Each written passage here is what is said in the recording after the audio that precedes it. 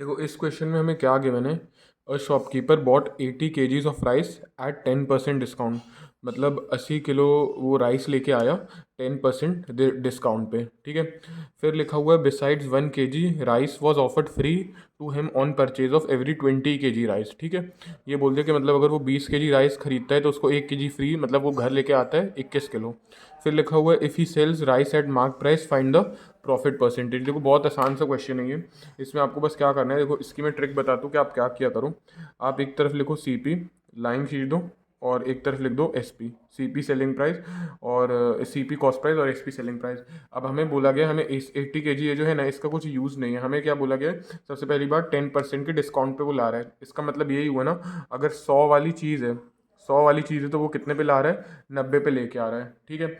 अब वो कितने पे लेके आ रहा है, 100 वाली चीज़ को 90 पे लेके आ रहा है। अब बस आप इतना समझो, वो डिस्काउंट पे लेके आ रहा है, डिस्काउंट है, डिस्काउंट है, उसका क्या हो रहा है, डिस्काउंट पे लेके आ रहा है तो उसका तो फायदा हो रहा है क्योंकि उसको महंगी वाली चीज़ कम पे मिल रही है, ठीक है। अब डिस्काउंट में क्या होता है, उसका क्या हो रहा है, प्रॉफिट हो रहा है, ठीक है। उसको डिस्काउंट लेने की वजह से प्रॉफिट हो रहा है। प्रॉफिट में क्या होता है, कॉस्ट प्राइस ग्रेटर देन होता है, cost price sorry selling price greater than होता है किससे, कॉस्ट प्राइस से। अब इन दोनों में छोटा नंबर कौन सा है, सेलिंग प्राइस का, तो छोटा नंबर कौन सा है, 90, तो 90 हो जाएगा कॉस्ट प्राइस, और बड़ा नंबर कौन सा है, सेलिंग प्राइस। तो बस आप कॉस्ट प्राइस में 90 लिख दो और सेलिंग प्राइस में 100 लिख दो।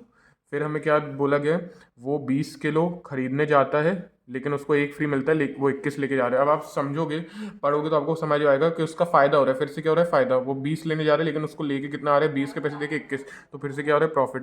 प्रॉफिट में वही एक कंडीशन होती है, selling price greater than cost price. अब इन दोनों में से जो बड़ी वाली वैल्यू वो सेलिंग प्राइस हो जाएगी, छोटी वाली वैल्यू कॉस्ट प्राइस हो जाएगी। मतलब कॉस्ट प्राइस में 20 आ जाएगा और यहाँ पे कितना आ जाएगा, 21 आ जाएगा, ठीक है। और उसका बस प्रॉफिट परसेंटेज निकालना है, बस इसको यहाँ पे आप सॉल्व कर दो। ये देखो कटेगा 21 सा, ये 25 से कट जाएगा, ये 5 1 सा, ये 5 18 सा कट जाएगा, ठीक है। तो ये 3 6 सा और ये 3 7 सा, तो कितना बचा, 6 वाली चीज़ वो ला रहा है और 7 पे बेच दे रहा है।